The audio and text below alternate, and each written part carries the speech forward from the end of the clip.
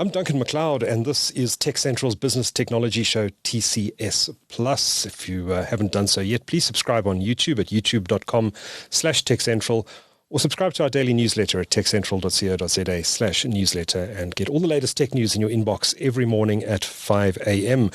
Now, this is the third in a series of exciting interviews we're doing with Telkom's Openserve, executives rather from Telkom's Openserve, to get a good feel for the business and where it's headed. And today, I'm very pleased to welcome the big kahuna himself. Althon Beukes is Chief Executive of Openserve. Good to see you, sir. How are you doing? Thank you, Duncan, and thanks for having me. It's a pleasure. Welcome to TechCentral. Thanks for making the time to come and chat to our audience today. As I mentioned, this is part of a series we're doing on Openserve, and we've already chatted with Pushkar Gokale and Pila Dube. I hope I'm pronouncing the names correctly, and they've provided some really interesting insights into the business so far. But today we're going to talk big picture strategy and where Openserve is going. So I'm really looking forward to that discussion. But Althon, you've been with Telkom for a long time. You've been in the Openserve business for a long time. You've been leading it, I think, for the last 4.5 years or so. Yeah. But Openserve has been through some very interesting changes in the last. How long has it been around now? Is it 8-9 years? It's 2015. Okay. 9 years. About 9 years, where we've repositioned the brand, Telkom Wholesale, to Openserve. And really, it was linked to the Competition Commission challenges that we had in the around 2010, 2011, and then we used that opportunity not only just to comply to the requirements of the Competition Commission findings, but also to use that as to reposition the business, and hence the repositioning as the Openserve brand. Started off with a separate P&L in 2015, as I said, separate brand. And then, of course, we had a very structured approach in terms of internal traded products. So this is typically your copper, DSL services, voice services. Most of those were still internal traded products. And then slowly we evolve into a complete open access where all of our products are available on a standard commercial basis, not only just to Telkom retail, but also to the market. And roll forward to 2022, when we did the legal separation of Openserve, and hence we've been operating for that now for the last year and a half or so.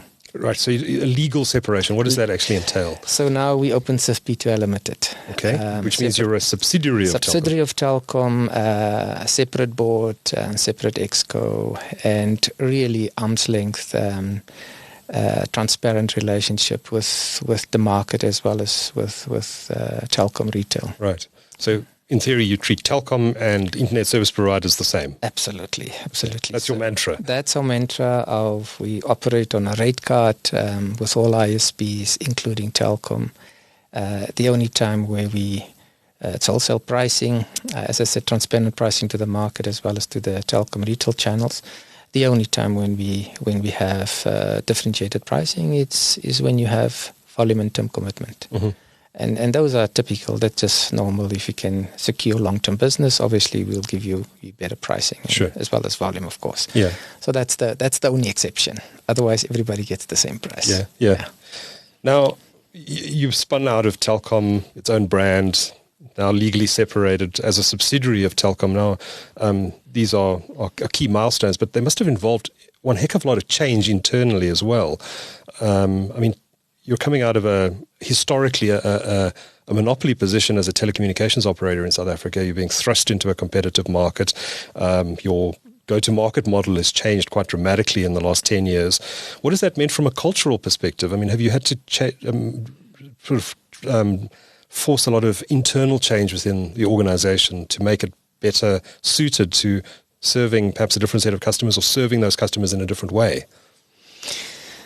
Absolutely, and it's at a number of levels. But firstly, I think it helped quite a bit with initial brand, having a bit of a brand. And if I can just take you a step back further, with our previous CEO, Sipho Maseko, in terms of the value unlock, or what we used to refer to the sum of parts are more than the whole. And hence that journey started there in terms of Openserve. So we did a lot of work, obviously, in terms of culture, change management. When you're part of you use the word monopoly, a point in time, you used to have a bit of freedom in terms of investment, and particularly in terms of that investment rationale, it was always about what is the best technology. Okay. Not necessarily what is the demand of the customer. So we focus a lot on building a carrier-grade network. Until about 5 years ago, just before I joined, we still had enterprise grade network for enterprise customers. We had a separate broadband network for consumers. Our high capacity backhaul links were separate technology stack. So all of those we had to adjust and really start repositioning us more as a commercial business. Technology only makes sense if you can monetize it. Yeah. So that adjustment in terms of, and hence why you've met Pilar, the Chief Commercial Officer, focus on growing the external revenue, the brand, and again, also having a partnership approach with our customers, both internally as well as externally, especially as a wholesaler. You need to be close to what is the requirements of the customers, how's the market evolving, and then adapt. That's the one thing you need to, I think that has also changed quite a bit, that we had to adapt very fast. And even today, we continuously have to adapt depending on the challenges in the market. And you're 100% right, the competitive landscape over the last 10 years, as I said, I've been in this industry, about 30 years. So the last 10 years has been phenomenal in terms of the competitive landscape. At any point in time, we compete with about 80-odd competitors. Wow. Yes, from the small niche regional player, I call sometimes the opportunistic guy that will just fire up a complex or a retail park, but all of the above. So interesting times in terms, and we had to adapt in terms of that commercial approach. Yeah. I want to ask a bit about consolidation in the market a bit later in the discussion, because there is clearly a lot of competition out there, and it'll be interesting to see how that plays out in the coming years. But it certainly seems that Openserve has become a lot more strategic in the way it focuses, and I think we see that in the fibre to the home numbers. Your connectivity rate or attachment rate, or the number of homes that actually sign up for your fibre services is the highest in the market, if I'm not mistaken, at around 50%, right? Absolutely. It's sitting around 49%, 49% right now.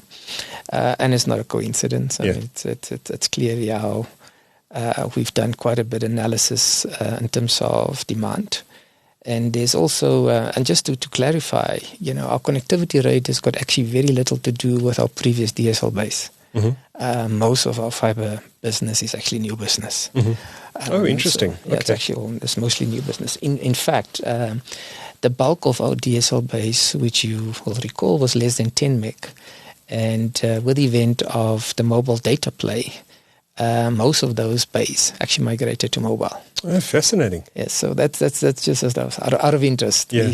I would say roughly about 60-70% of that base actually went to mobile. So it was about strategically how do we getting that back. So it obviously, being in the market for a long time in the fixed world, understanding the market segments, understanding the importance of our channel. And hence why I touched earlier on the brand and credibility in terms of our brand. That was quite key in building up that credibility, and then of course using that channel, which has been very successful. 60 to 65% of our broadband base is actually via other ISPs outside of the Telkom Group. So now, considering we're coming from a era where 80% of the DSL base was via the Telkom channel, just to give you a bit of context in terms of that. So that is what we had to do, and it is a very simple model. We suddenly, the top 20 ISPs in the market all of them has the unique value proposition on the same access that we provide, but each of them has a different value proposition, and hence why that gives us that ability to continuously connect and work very closely with obviously with them in terms of understanding the demands in the network and where they see the demands as well.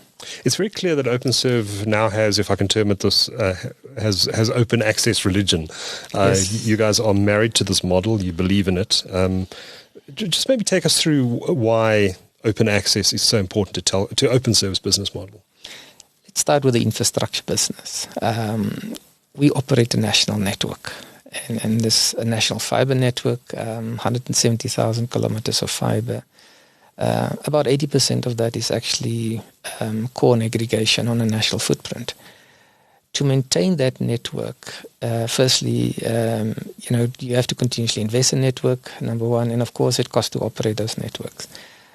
In a competitive landscape, it was quite key that we maximize our commercial reach in terms of monetizing that.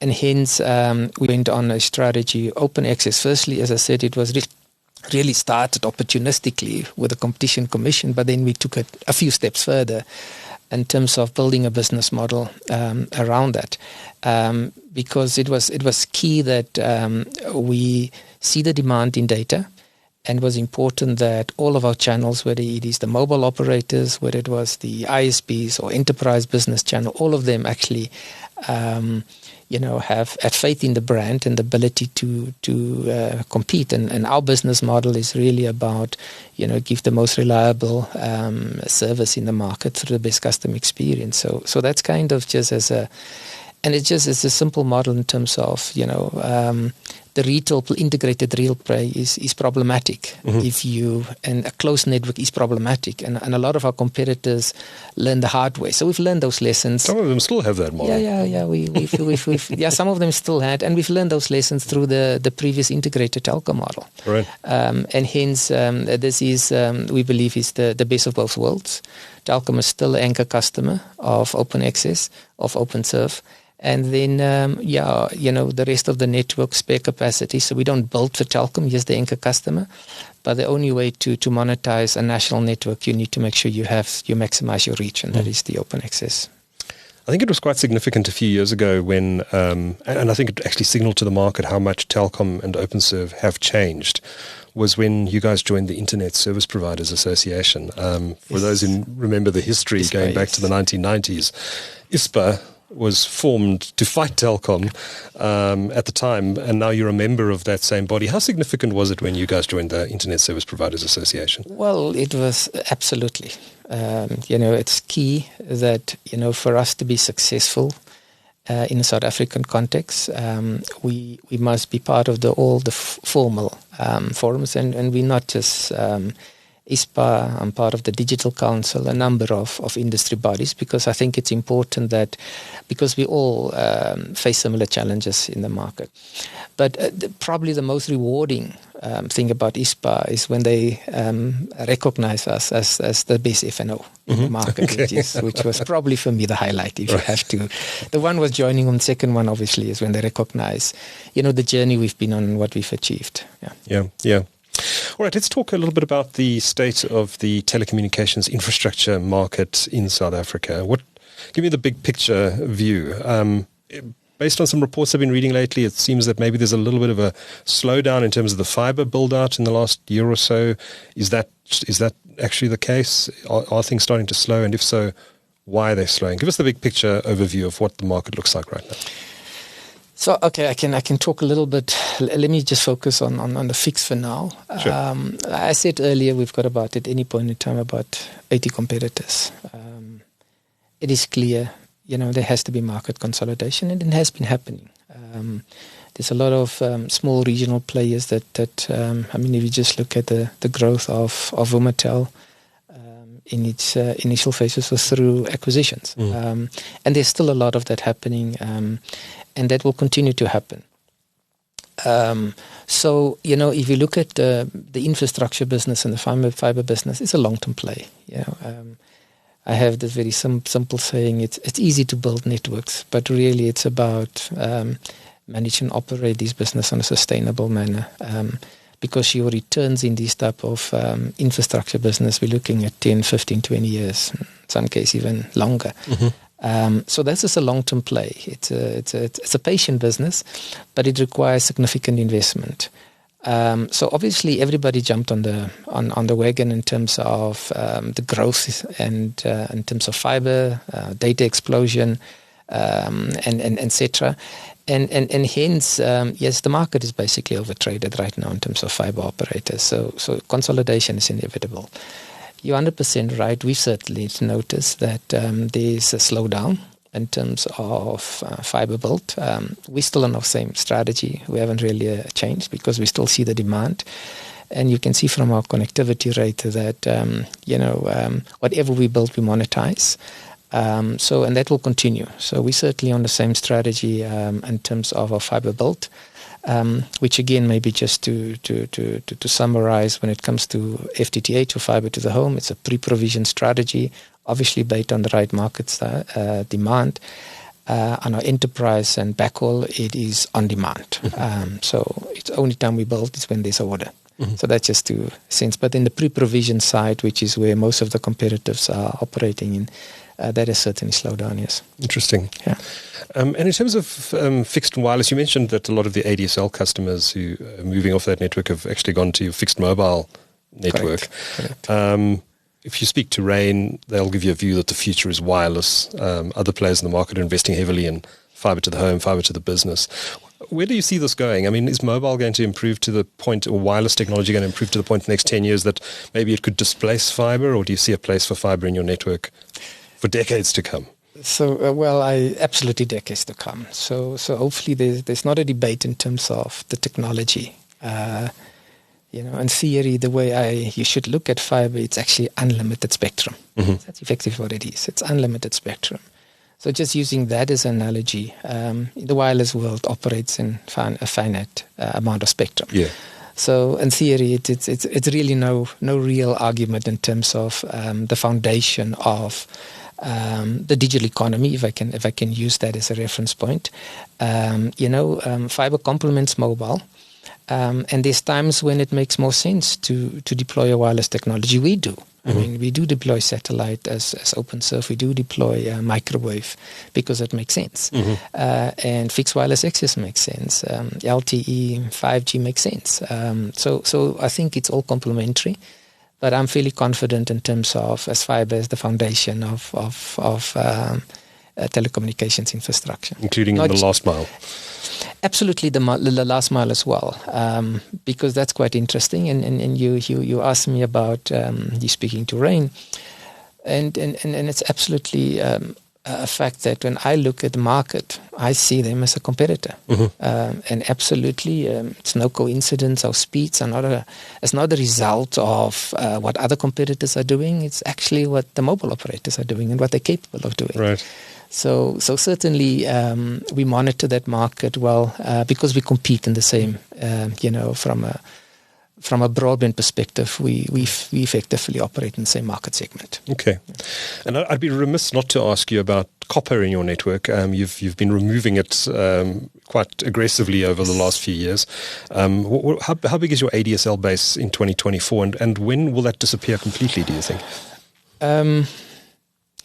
So we're really on our last, I would say the last 24 months of that. And maybe just to give you a few numbers, I think in the last financial year, we reported around 80,000, just over 80,000 DSL services still. Wow, I didn't realize it was that low. Yes, it's really that low, and it's lower now. So it's even lower this as a reference point. We're now lower than 60,000, if you want, just to give you a sense. Below 60, okay. Below 60,000, So you say 24 months and DSL will be gone. So that's, in theory, we can provide fiber services in our entire DSL base, number one. Number two is, it's quite interesting. The customers that's still on DSL wants to be on DSL. Why? Businesses wants to be on DSL. It is just, sometimes it goes with a voice service. And I mean, a small little fact again, remember during load shedding. So load shedding was actually a friend of DSL in a weird way. because when it comes to copper services, you have always the Althon in your home because we provide the power from our exchanges. So certainly that was a weird way load shedding became slowdown in terms of our copper decline. Or it's not that we're not selling copper services certainly, but it managed to decline in an interesting way.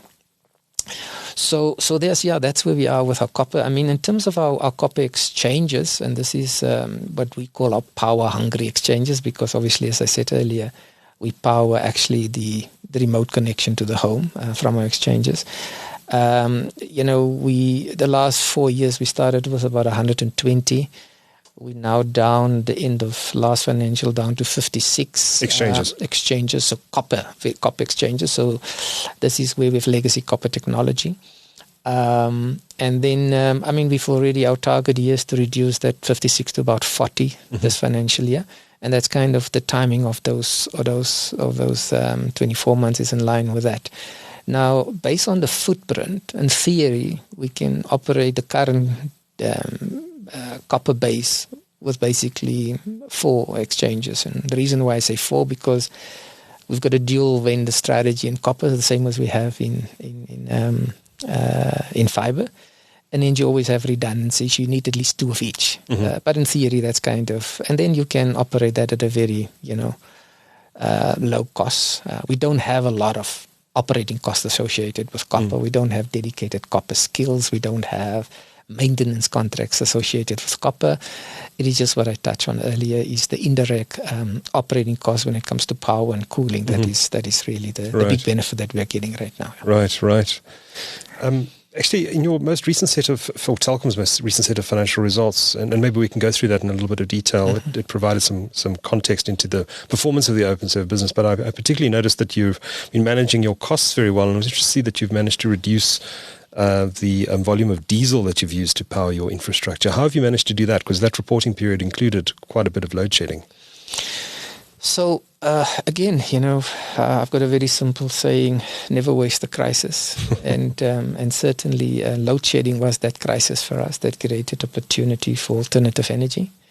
And certainly what we've done in the last 18 months, about half of our core nodes runs now on batteries as a primary standby.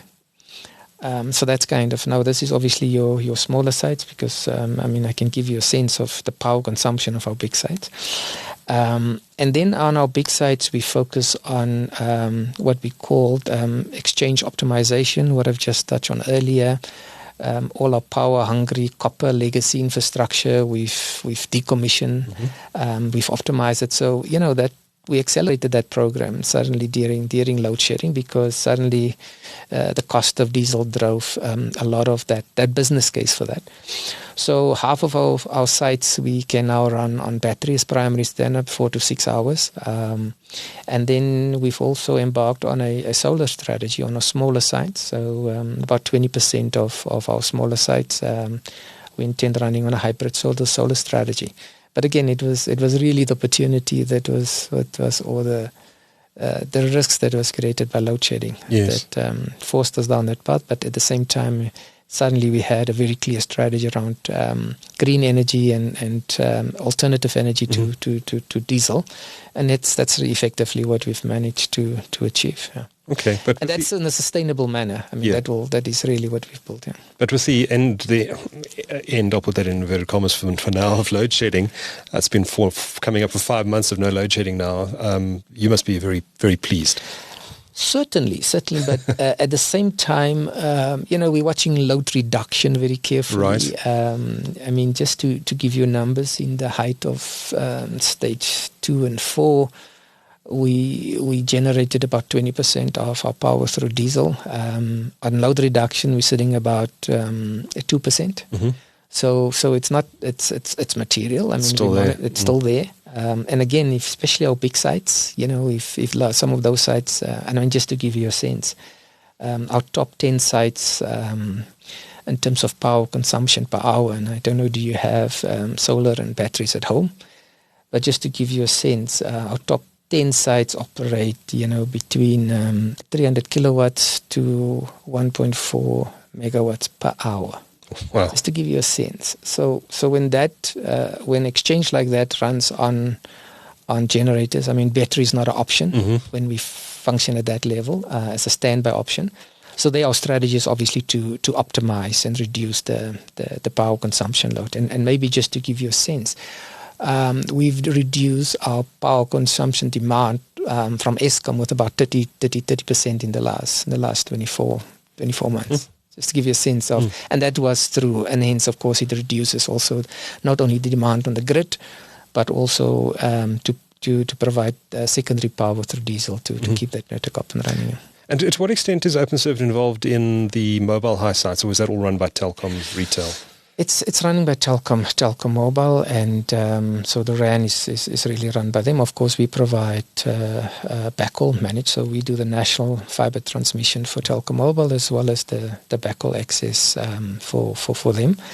About 1,000. We've got roughly, our core network nodes is about 1,700, and about 1,000 of them are co-located with mobile towers. Of course, that's closely linked to the SwiftNet transaction. But that also talks about uptime of those sites, and it also talks about the sustainability of that backhaul revenue due to the co-location. So that kind of also just give you a bit of stickiness.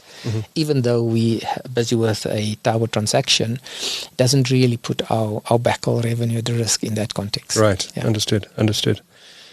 Althon, take me through some of the big projects that Openserve is currently busy with or is looking at doing in the future. I mean, obviously fibre is an ongoing project that you're involved with, but what are some of the other interesting things you're involved with at the moment? So, in fact, you said earlier you spoke to my team, so I think they've given you some color in some of the key initiatives. But I think we embarked 4.5 years on our digital strategy, which is core to our business. And that is ongoing. We've got a major IT transformation, and we've separated our digital innovation from our IT transformation, and for obvious reasons, speed of execution.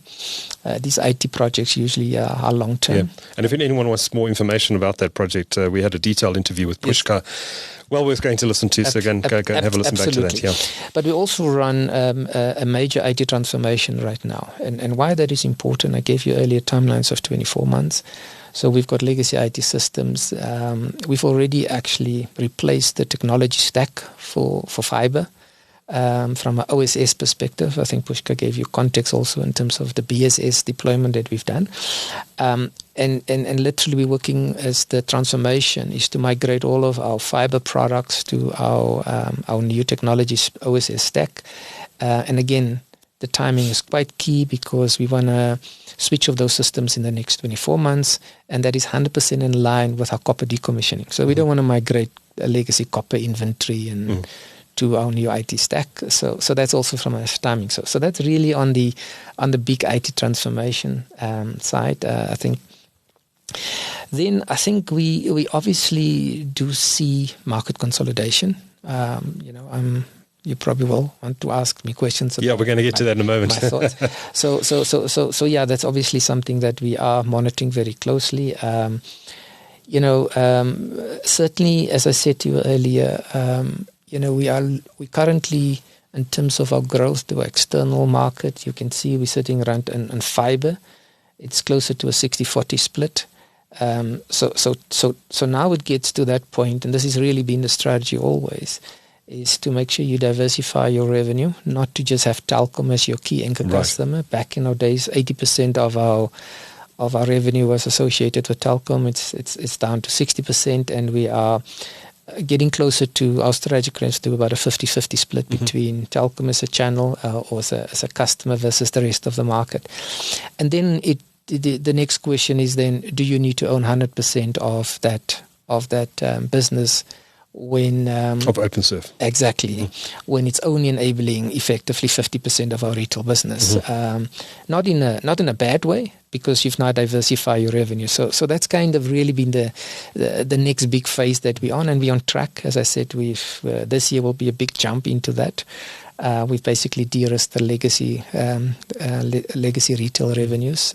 We touched earlier on copper, and hence that's one of the next important steps that we certainly are looking for, that strategic partner.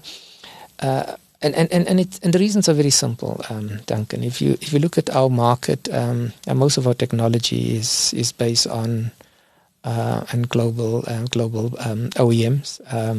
So having a strategic partner with better global leverage is quite key. We operate in a global market. We have a lot of global operators sneaking in and making investments in the local market. So for us to stay competitive and take it to the next level, I think it's important that we also have a little bit of that global reach. Mm-hmm. And then certainly we also continue to look at, opportunity in the rest of the continent.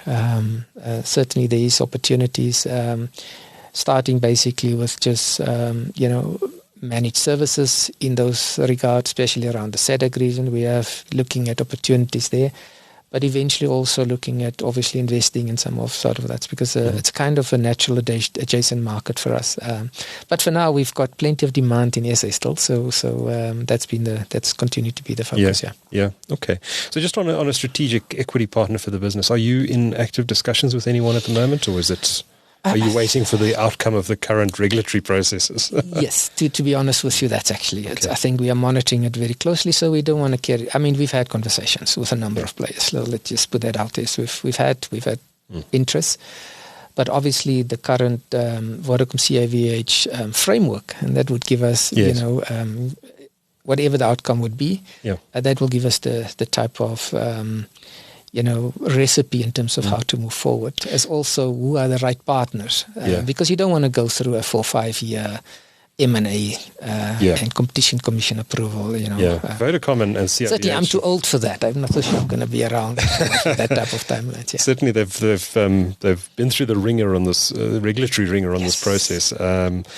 So, Althon, do you think that the outcome of the current competition processes around the Vodacom CIVH massive transaction is going to kickstart that consolidation process in the market that you're expecting?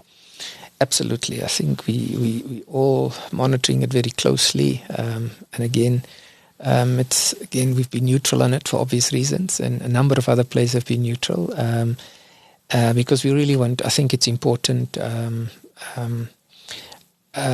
Initiative currently that is, and a call the Competition Commission or the Tribunal has to make, because obviously the Competition Commission already made their recommendation. But I think it's a very important and strategic play for the market, and that will obviously trigger, to your point, absolutely trigger opportunities, and we are monitoring those opportunities in the market as well. So certainly that is quite key as a next step to trigger that next step. And what would you as Openserve like to see out of this current process? Do you think the deal should just be approved? Do you think conditions should be attached to it? I mean, what are some of the issues you think the Competition Tribunal should be considering? So, as Openserve, we have been able to compete fairly comfortably, and I say comfortably because competition is healthy. Let's just be frank. I think the monopoly we enjoyed was not good for the country. We all agree on that. It's when you're on the other side, yes, you enjoy it, but once you absolutely have stifled growth and investment. So certainly we believe that if you want to continue to see investment in the infrastructure, that is quite key that that type of consolidation is allowed. But of course, there has to be some rules around it. So we agree there needs to be some conditions, and those are the conditions that we are obviously are monitoring very closely. But we absolutely agree that market consolidation is inevitable. And we are fairly comfortable that we can compete with whether it's a combined entity. We've been doing it very successfully over the last decade or so, since most of these operators has really come into the market. So absolutely, that will trigger it, but we're fairly confident that we'll be able to compete. But obviously, myself is interested. There must be some conditions. Right. Yeah. Sure. Yeah. But you must have been surprised then that the Competition Commission actually recommended to the tribunal that the deal be blocked, and you don't agree with that. I mean, you feel that this needs to happen for the sake of the industry. I think it needs to happen for the sake of the industry. Secondly, look at the approach. I would have been I would have taken a little more subtle approach when the way the two parties approached the deal. I think they've scored a few little own goals, so they've made it kind of difficult for the Competition Commission as well. But I mean, for me, it is the principle of market consolidation is inevitable. It has to happen in terms of to continue to foster investment and growth in the market. Yeah. Althon, lastly, I'm going to ask you to perhaps look into your crystal ball a little bit about where Openserve is going. Where do you see this organization going in the coming years? And are there any lessons that we can draw from other markets, like, for example, the UK with OpenReach and what they've been doing? Where do you see this going? And what are the lessons from other markets for the South African context, do you think? I think it's quite interesting that you asked me that, because I think we've been ahead of the rest of the markets globally. Absolutely. If you look at the OpenReach example, you can look at the NBN example in Australia. And I think, they've taken a slightly different approach than us. BT basically just access. We have full transmission, full control of the fixed infrastructure. And certainly we see that as a much more sustainable business model. And I think we probably in the last 24 months of extracting efficiency, but very comfortable and with the growth that we've seen in terms of the fiber market with the current market dynamics. So I actually think it's in the local market, absolutely, our strategy is on point, and we'll accelerate that. As I said, there's a number of elements to what we're executing currently, and it's something that you need to continually do. And that's the whole thing about infrastructure. It is not a once-off. It's a sustainable long-term strategy, and you need to execute day in and day out. And we've got, fortunately, a wonderful team and people in the business that is driving that and believe in that on a day-to-day basis. And then, of course, as I said, I do see, possible strategic partners in the future. And of course, certainly we have ambition to expand in the rest of Africa as well. Excellent. Well, Openserve really is a fascinating company, and it's operating in a fascinating space. Althon Beukes is CEO of Openserve. I thank you so much for sharing your insights and views with the TechCentral audience today. It's much appreciated. Thank you, Duncan. It's an absolute pleasure. Thank you. Thank you.